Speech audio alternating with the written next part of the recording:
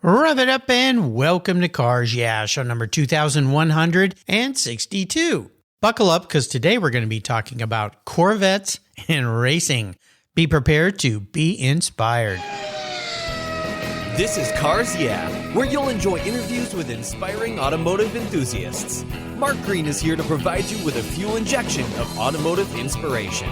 So get in, sit down, buckle up, and get ready for a wild ride here on Cars Yeah.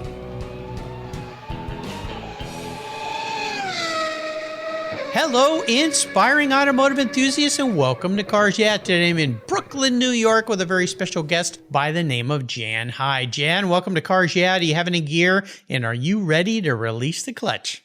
Hey, that sounds great, Mark. We're going to have some fun. Now, before I give you a proper introduction and we dive into the world of racing Corvettes, what's one little thing that people may not know about you, Jan?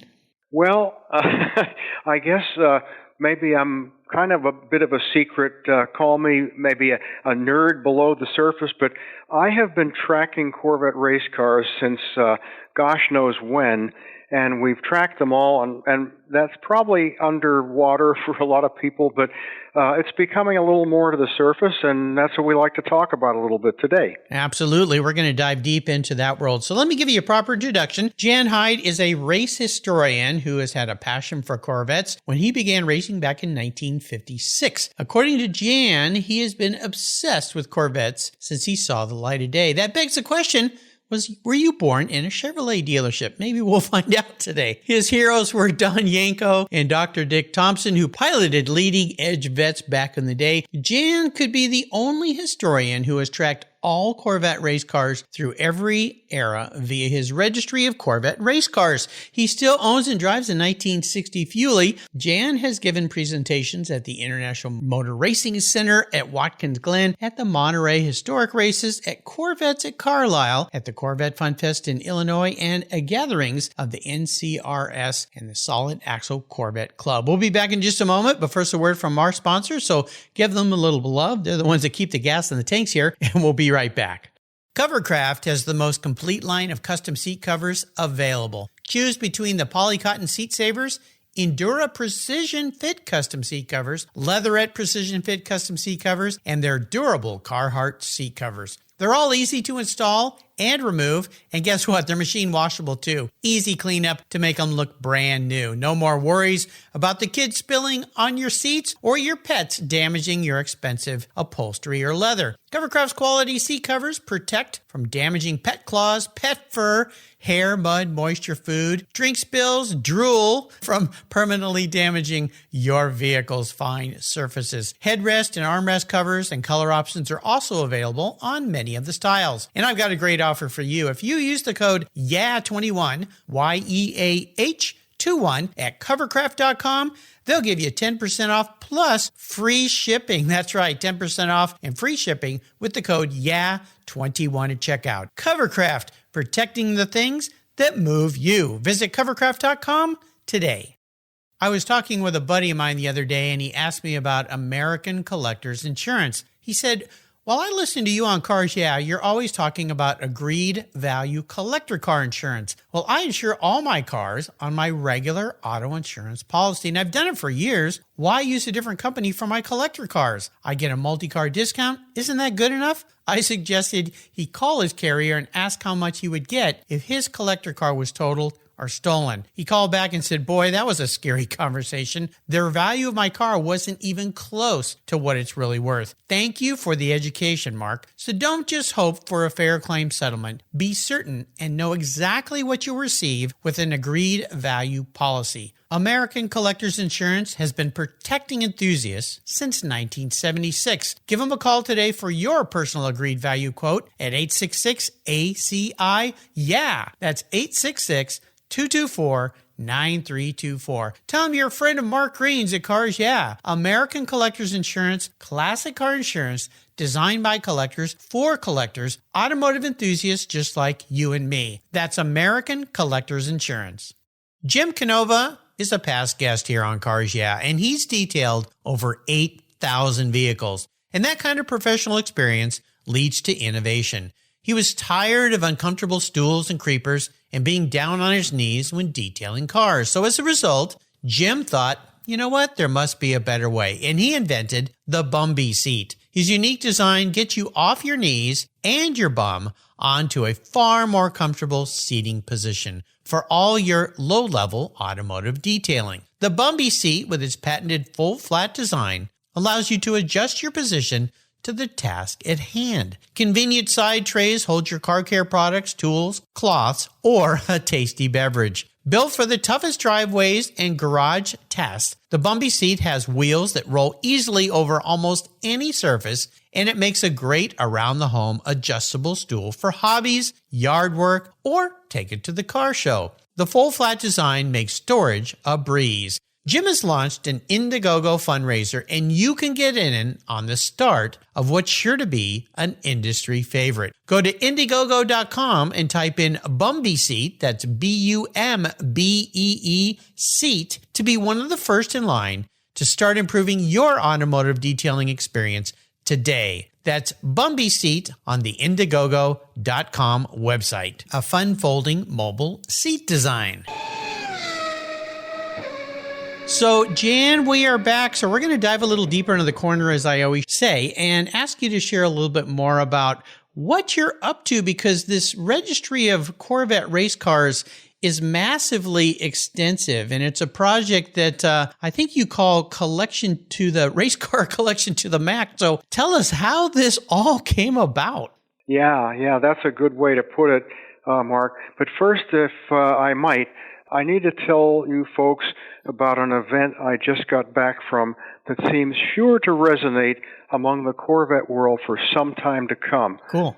At Lime Rock Park over Labor Day, there were incredible displays, panel talks, along with vintage races, and I hope we can touch on that later in the program. But getting back to your question, Mark, we've been working, maybe obsessed is a better term, on what we call the Corvette Race Car Collection to the max. Wow, what's that all about?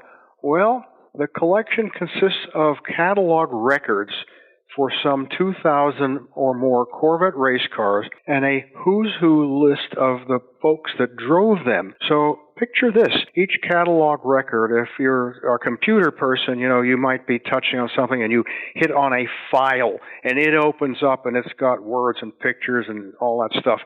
So each catalog record describes a particular car and shows photos and has a chain of ownership and history and stories and update and video and the like. And, for example, some of these that showed up this past weekend, bing, I can sit there and add that in. So a lot of people say maybe we're like a Wikipedia in that sense, but I hope that's not such a bad thing. Say what you will. Viewers can sort through generations, the C1 straight axle through the C8 mid-engine today, and there are Corvettes and drivers and race series in which they ran in various eras as that's the case. So, Mark, I'm kind of coming in where you might ask, well, that strikes me off the bat as a good fit maybe for an auto museum. Yeah. Yeah, we hope so, because we think it's a great way for auto museums to add value to what they do. Say you want to find all about the Corvette that Roger Penske acquired when he first started his racing team, and that was back in February 1966. I presume everyone knows who Roger Penske is today, and people know him for Indy cars, but believe it or not, when he was starting off, and he was a very successful racer, he got tapped on the shoulder and said, hey, Roger, we think it'd be a good idea if you start off with a Corvette. Now, let's also say you have an itch about the last car, the late Paul Newman, the actor, a.k.a. PLN, because he didn't want anybody to know his name, but that's his racer moniker. And he raced until he turned 83, and that car was a C5 generation GT1 Corvette with Trans Am history. And incidentally, that car was part of a fabulous dedication ceremony to Paul this past weekend, because the track at Lime Rock, it's all right turns. There's a left, and then it has this winding straight that was this uphill right turn. And that's always been called the no-name straight. And there was this neat dedication where all these people gathered on a hill, and they unveiled this sign that's now known as a Paul Newman Street. So I thought that was pretty cool. I just saw that this morning on my social media feed, and I went, well, that's pretty cool, because those of us who are into cars, we know Paul Newman and his prowess for racing. The guy was an incredible racer. Those who followed his Hollywood stardom, of course, may not know that, or may have thought, well, maybe this is just a little hobby thing, kind of like Steve McQueen and his racing. But, it begs the question with what you're compiling. You've probably heard this before. A book?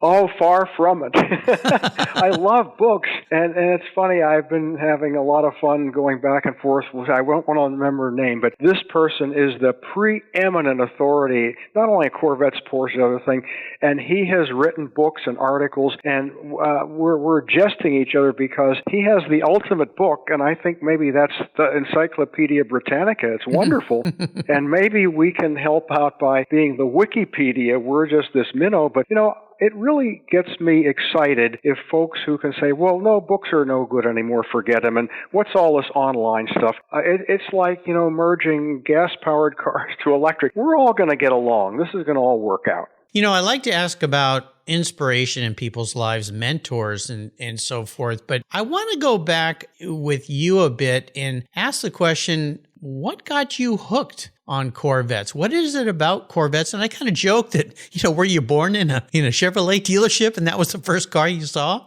Well, far from it.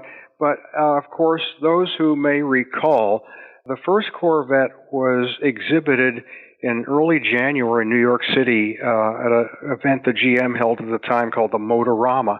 And when you looked at this thing, this was the most beautiful, sexiest thing you ever saw. And there were tons and tons of reactions to it. And I think that was a big help that convinced General Motors to produce this car, the first one coming off the line on June 30th of 1953. So, I was a young guy at the time, but that kind of got me and a lot of other people excited about it. Well, no doubt. And you think about 1953. We had just come off of not too long ago, a horrible World War, and things were rapidly changing in the United States. There was this burgeoning of optimism and things happening in the United States. And the car manufacturers, Chevrolet, of course, came out with this crazy idea of this beautiful sports car, which it's one of those cars that has stood the test of time. Corvettes are still around. The only other cars I can think of off the top of my head that are still around in kind of their base form is the Mustang, but they're talking about doing away with that. The Porsche 911, of course, that evolution and how that's gone over, I think, almost 70 years, even going back to the 356. But Corvettes have this place in America's heart. And when you think about Corvettes to you, what was it that originally got you hooked to where you, and I'll go back to the first Corvette you ever were able to get in and drive? Mm-hmm.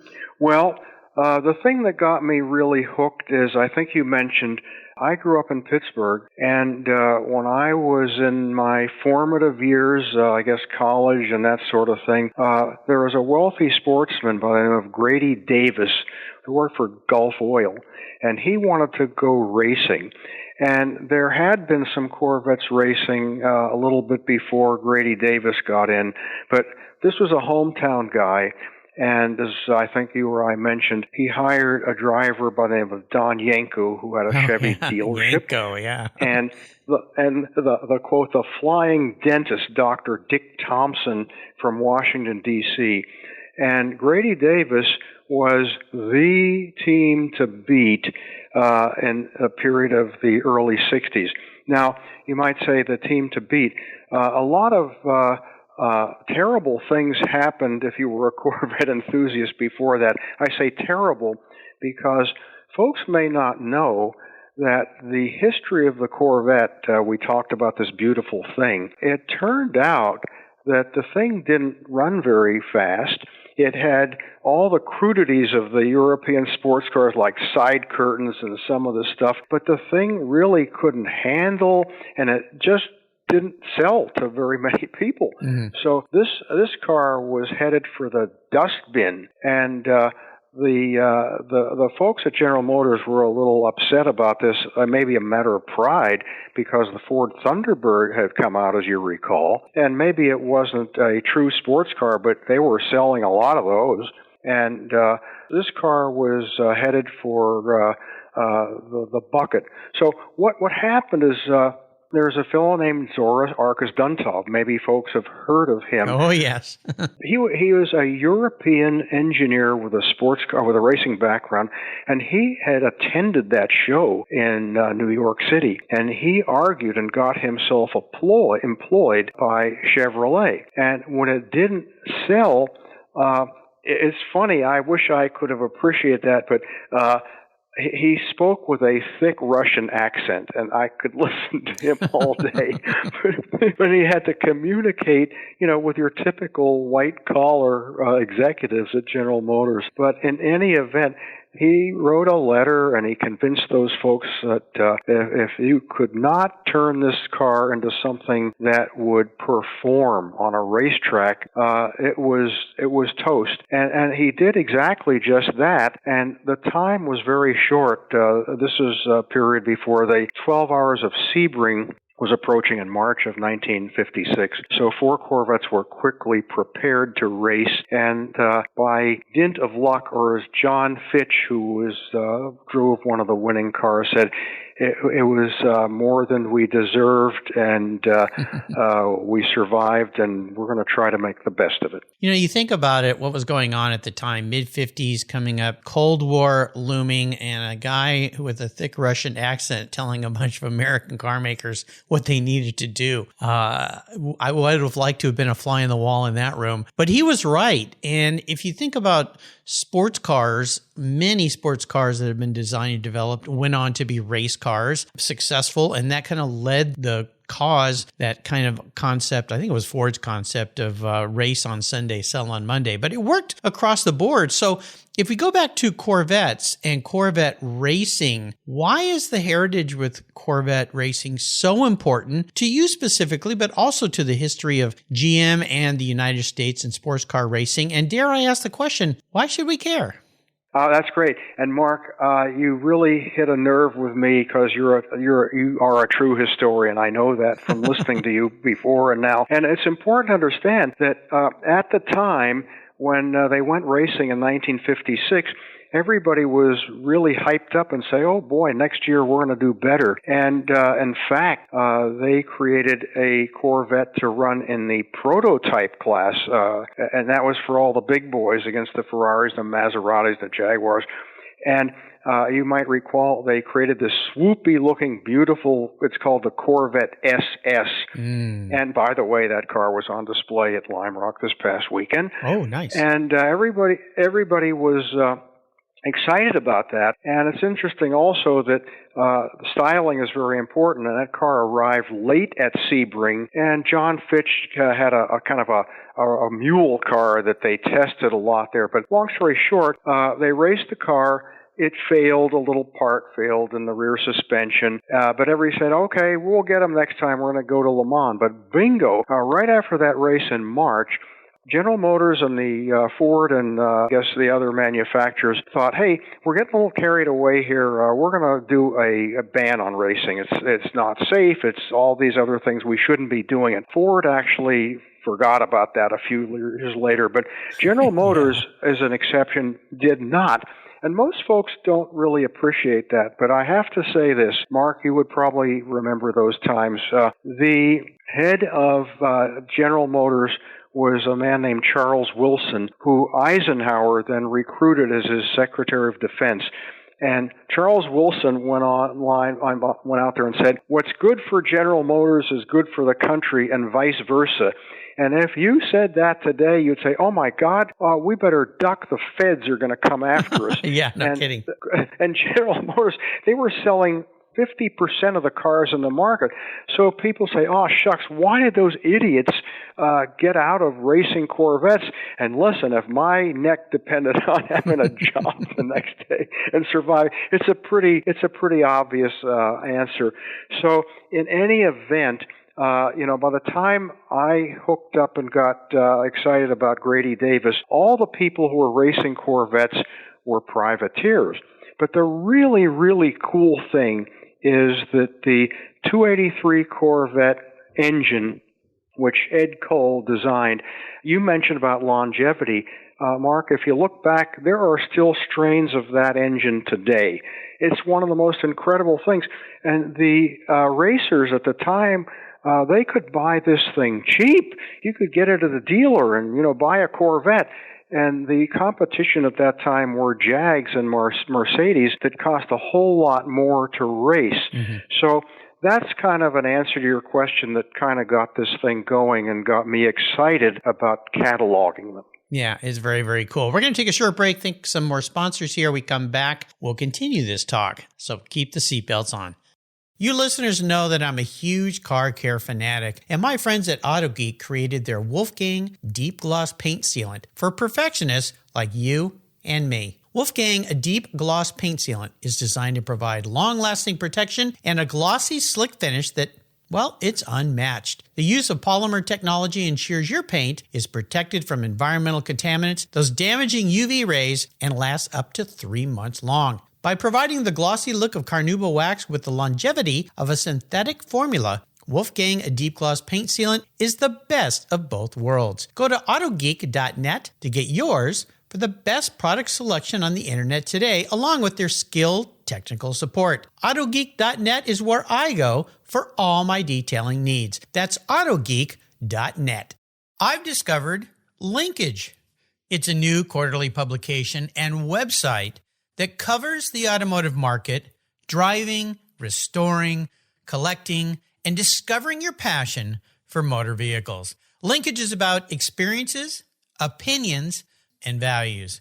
Linkage is an actual informed, reasoned opinion based on first-hand experiences. A talented Linkage team covers the automotive world, the people who share your passion and mine, smart, considered, rational, and experienced opinions, ones you can learn from and grow.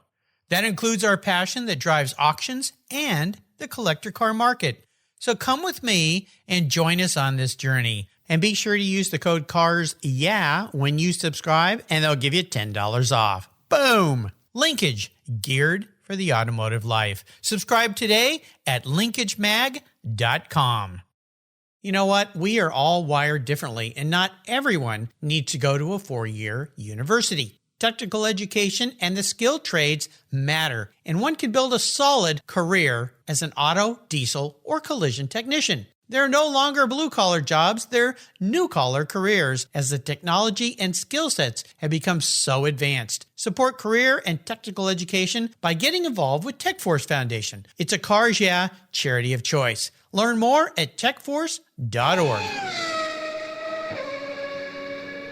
So tell us how you plan on getting this project out there and sharing this passion you have and this information you have, other than here at Cars Yeah! Well, yeah, that's a big challenge. Everybody today, with all the media and things that are out there, it's the challenge.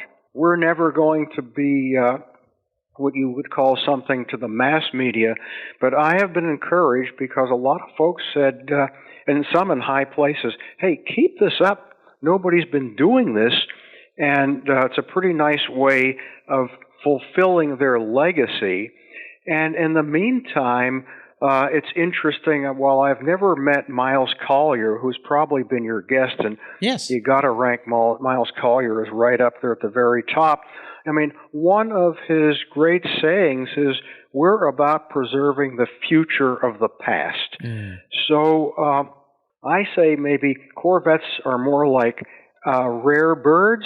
I'm not saying anything against Porsches and Ferraris. Some of them are pretty cool, but there are plenty of them out there, and they're faceless, and they buy them, and they race them, and they retire them, and they kind of forget about them.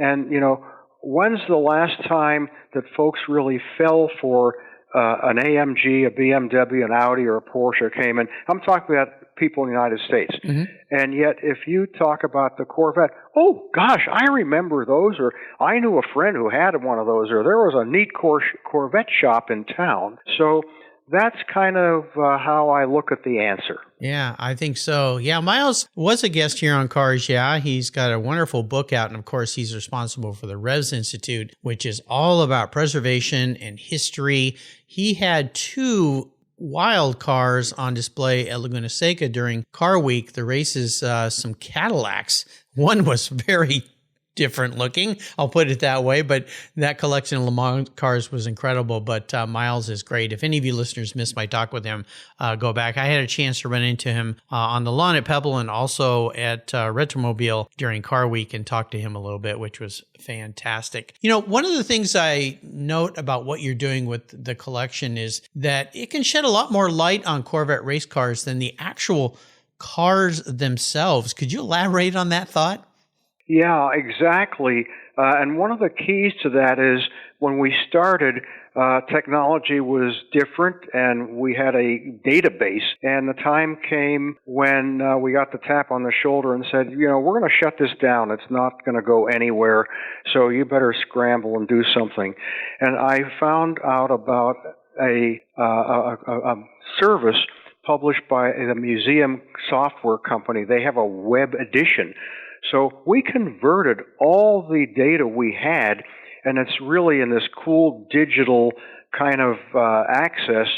So we have this, and so I think we're the only customer of the museum software that doesn't have, in addition, statues and artwork and things like that. But that's not a problem. And as we got back before shedding the concrete material onto the digital, I think it's been a nice complement so people can access that. And of course, just like you, I don't think we're as professional. We send out newsletters and emails, and we manage a Facebook page, and we go to shows. And I mean, this past weekend was the best example. I don't want to pat myself on the back, but you know, I couldn't walk around there for more than 20 minutes, and someone's running up to, hey, how are you doing? And coming.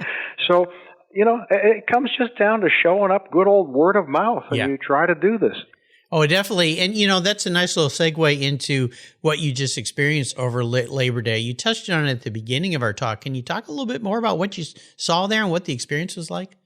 Well, I'm kind of distilling it right now. Maybe everybody should call me a distiller, although I try not to drink too much. Yeah. The things that broke out came in three areas. And the first one was the display.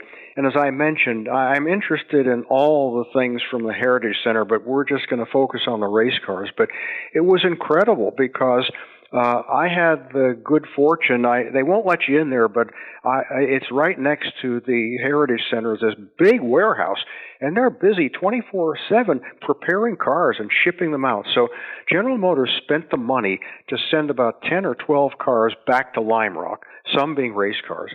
And so that was pretty cool. And those cars were on display, and they were also complemented by some other great collector race cars. And so that was in and of itself enough to attract a crowd. But then when you can have the opportunity to do panel discussions, and both nights they have a big, nice tent that probably holds a couple hundred people there, Mark. And the first night, if you were a competitor or you were someone like myself, you go in there and they served a beautiful full-course meal and then would have a panel discussion. And the panel discussion that night was moderated by Mike Joy. Anybody know who Mike Joy is? I think a few listeners know who Mike Joy is. One of the greatest narrators, does all the NASCAR and Barrett Jackson shows.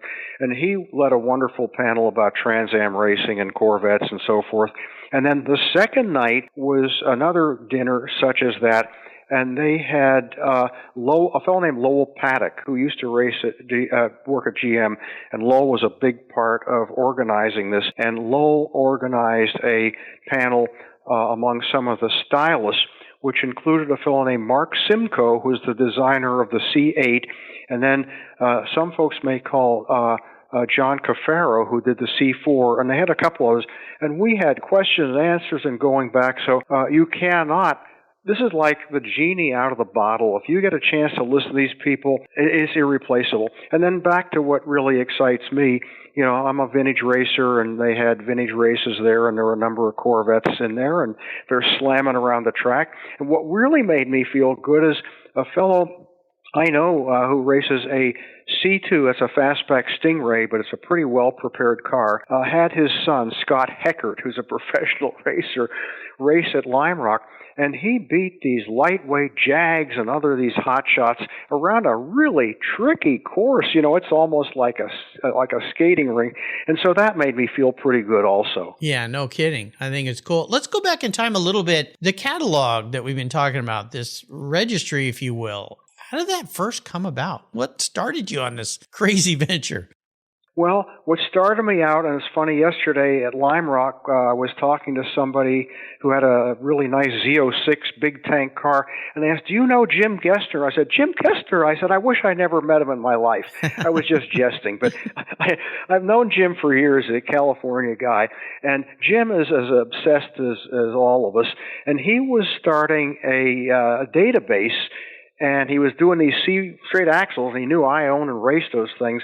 And he had them kind of on these Excel sheets, and I'm not very good at that, but he sent me his pages, and I think I still have an astigmatism from looking at those. Yeah, that can happen. I said, we need to start a website. We were pretty naive, but that's kind of how it all got started. And then Jim is really into the straight axles and the Stingrays, and I knew a fellow named Wayne Elwood from Canada who was just as dedicated, and I got Wayne to come along, and he probably knows more about C3 Sharks, and then he and we picked up the ball doing C4, C5, C6. And both those folks, when we switched to digital, and I can't blame them, they work their heart off, and if I ever see any real money out of this thing, I owe them. But, Mark, this is how we got this, and it's really cool. Like with the C8 today, there are only 5 of them built, but hey, I can handle them myself. I get pictures, I got the data, boom, boom, boom, boom, boom. So there they are. They're cataloged forever, and I hope that's helpful to people. Yeah, well, the thing about history is that unless we record it properly or somebody records it properly, you look at it and you think those are the facts, Jack. And sometimes they're not. But once you got this thing started, what was the evolution of it? I mean, it sounds like it was a little snowball that started to build and build and build. Yeah, that's a good way to put it. Well, I don't want to mention names, but I mentioned earlier I had some encouragement, and somebody has encouraged me who sits at, I guess I'd say, the nexus of, if you look at the people who are running NASCAR and IMSA, and if you're looking at the efforts they are doing to create their own museum and Hall of Fame, I have been told, hey, this is great. Keep doing what you're doing. We all know that timing is probably, if I had to pick one factor, probably the most important thing in expanding your business. So that's the game I'm playing. I am hopeful by maybe this December, January, we're going to have some exciting things to announce. And I think it's like anything else. If someone gives you something, well, you say, well, that's great, but what can I use it for? But if someone presents you with a gift that you always have thought about and you have to work on and say, oh, that's really what I always wanted, and let's work together to make it into something, I don't think it can get better than that. So that's what I'm hoping for. You know, one of the things that comes to mind, because I used to be a vintage racer, is that we buy these vehicles and we're given the history. And I had a car that I raced that was given the history of who had raced it, and it turned out wasn't exactly true. And that creates some challenges. Sometimes it changes valuations and so forth. So as you're putting this all together and you're tracking old Corvettes and their history and their prowess, no doubt you've uncovered some things that maybe aren't what people thought they were. Does that happen? Oh, no question. But, you know, I thought about it also in the bigger world. If you're collecting art or you're collecting sculpture, you're collecting all this other stuff, there's always fakes and phonies, or people say, I had that, or this was mine. And we're never going to be the arbiter. In fact, even someone as important as Miles, what I love about Miles is that people think he's the authority and he knows everything, which he does. But if you've ever looked through his book, he'll talk about replicas and he'll talk about origins. And the best thing to do is put it out there. And, it's no different than life. Maybe the longer it's out there, it'll come together, and maybe not. But the world kind of sorts itself out, what's important and what isn't. And we've set up a corporation. I can't believe that anybody could ever you can always say you can sue someone, but say, look, here is what we've heard, and this is what we believe. But, we're not representing that and saying it's the fact, but absolutely. But I think that's what makes life interesting. Well, for sure. Absolutely. I always like to ask my guests about a special vehicle story. I mentioned at the beginning you still have a 60 fuel-injected Corvette, but I'm going to twist this question up for you a little bit. With your knowledge of historic Corvette race cars, if you could pick one to park in your garage, this might be a challenge, but maybe just for today, which one would it be? I mean, but not necessarily a car I could drive. No, you can like have it. I'm going to go buy it and park it in your garage, and it's yours. You can go race it, do whatever you want. I have two. I have two answers to that. If I had a car that I wanted to drive for cruising today, they are doing retro mods of these straight axle cars, and the design will turn heads. I would love to have one of those because you get in, you turn the key, you run on pump gas. Whereas my car, which I love, you better talk to it nice and get it to start up and get the right fuel in it and watch where you're going. Yeah. And I like the fact that it has the history. But then the other part of the answer I'd like to throw out is the C4 Corvette. If you recall, that was an all-new design. And the C3 Corvette, that's that shark-looking thing, with the fenders and the narrow body. And as you know, that car came out in 1968, and they tried to kill it for many, many years. But as things turned out, the economy and everything else, GM just kept making them. And this is when they came out on bad emissions and insurance and all this bad stuff. Yeah. And ironically, they sold a lot of those cars. So finally, that car got done in 1982. There was no 83 Corvette, so then the C4 came out. And people started racing these in different SCCA and other sanctioning bodies. But well before that, other people were building what they call tube frame chassis. And so the Corvette was late to do this, and there was a tube frame chassis that existed. That means by that adjustable front and rear, okay? Yeah. And they came out with a silhouette C4 body. There were a couple, but the one I really loved came out in, I think, 1988. And those things had a 366 NASCAR engine, which, as you know, is a killer. Yeah. And the look of that thing, I mean, it almost looks like Darth Vader. And the neat thing is the aerodynamics. I mean, nobody thought about that, but I have a friend who did a video, and if you go walk around that car, all four corners at the top, it's the coolest thing. So that would be my favorite. There you go. You kind of surprised me with that answer. Interesting. That answer, or that question always surprises me. I think what I think people will like, but then it's usually not right. So there you go. Trying to get into people's heads a little bit. So what's next for this project? Where are you going with this? Well, as I mentioned, people tell you, I think it was Hurley Haywood, he gave the greatest advice to racers. He said, keep your head down, don't do anything stupid, let the race come to you, take advantage when things happen. And that's pretty much my philosophy. A lot of people have lost races thinking they were going to go out and win it on the first lap. And some people have lost races because maybe they should have made their move a little earlier, but you're always going to be around for another day. And it reminds me, the old investment advice, they asked these sage investors, what's the secret of your success? And the answer was, I always sold too soon. Boy, isn't that the case? Yeah, exactly. So here's the next interesting question for you. I send all my guests on what I call the ultimate drive. I'm going to buy you any car. You can take it for a drive, but here's the key to this that makes the question interesting. You can take anybody with you. So if you'd want to bring back Zora or somebody from the past to go for a ride, I'm guessing this is going to be in a Corvette, you can do that. So what does that ultimate drive look like for you, Jan?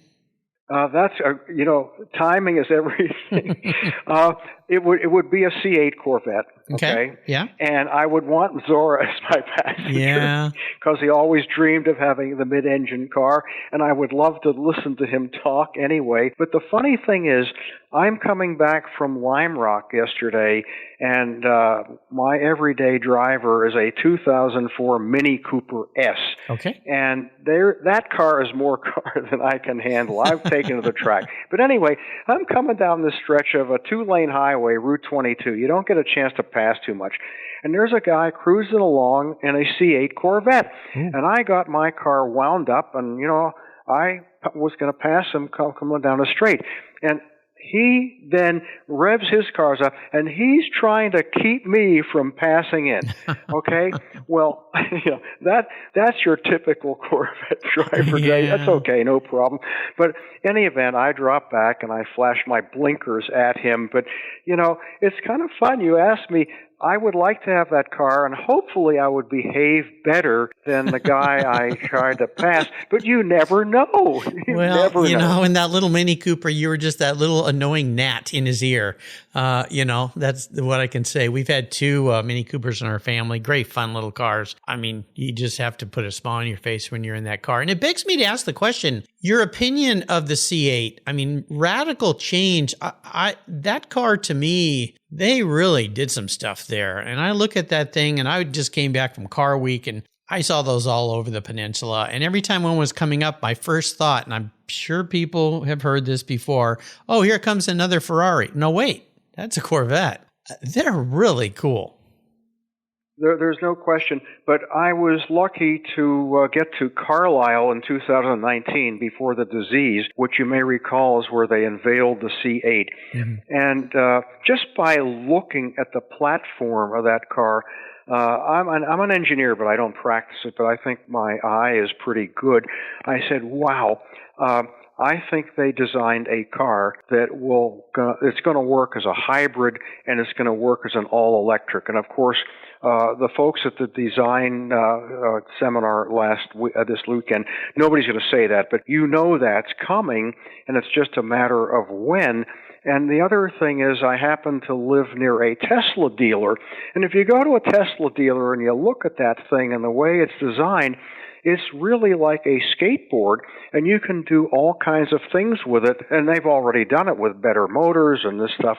So that's the long answer to your question. Yeah, I think you're absolutely right. And I don't remember the number, but I read a couple weeks ago that GM, they can't even begin to produce as many cars as they can sell. I mean, they've got such a backlog of that car, of people wanting to buy them. So, they'll be around for some time. We could talk for a long time about this, and in a moment, I'm going to share how people can learn more about what you're doing. But before I let you go, you've taken us on a really fun ride today, Jan. I'd love for you to share some parting words of wisdom or inspiration. Well, it's real simple with me. I used to be criticized for opening my mouth too much, and I've learned that lesson, and I've learned it well. And with so much out there today, I don't care if it's a young, medium, old, what color you are, or race. I gain more by listening and learning from other people than anything else. And if I can add anything at the time, that's good. And then maybe sometimes I go back home and a day later, a week later, boom, something occurs to me. So I feel very blessed in that sense.